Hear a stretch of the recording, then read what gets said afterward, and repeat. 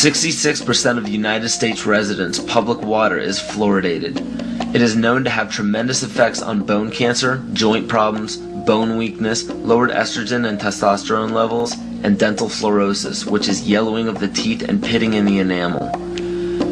Wouldn't it make more sense to enhance public water with vitamins which are meant to be ingested to promote overall health, rather than putting such a toxic chemical in our water with a bogus explanation that it will improve our dental health? We now know that fluoride causes more dental problems than it solves. Something doesn't seem right about this. If you go to any hardware store and look at any rat poison product, you will only find one ingredient: sodium fluoride. It is the most toxic ionic molecule outside of potassium dichromate. Now Dannon, along with other companies, have begun fluoridating bottled water. It is becoming increasingly difficult to get away from. And the fact that fluoride is also used in many prescription antidepressants shows that it eliminates aggression and motivation in people. Fluoride, to my knowledge as a physician, has absolutely no biological benefit whatsoever. But one of the significant things is that the Russians carried out all sorts of experiments on the people living in the Gulag. One of them, of course, was to fluoridate the water. Why?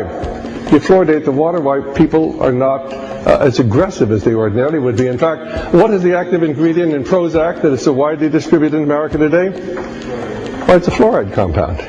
And now, we are finding that public water nationwide is showing up with arsenic, lead, cadmium, and thermonium, which is a radioactive form of lead. Cancer, lowered sex drive, birth defects, sedation, and brain defects. Does this not sound like a wonder drug for anyone aiming to control a population? It's quite astonishing, Paul, the degree to which environmentalists have not been educated about fluoride. You know, people have an unconscious trust in their doctor or their dentist, and if you can persuade doctors and dentists that fluoride is safe and good, then you're able to reach the rest of the nation. People believe their doctors and dentists, and that was a way of promoting fluoride for Bernays. Fluoride was killing their cattle, destroying their crops.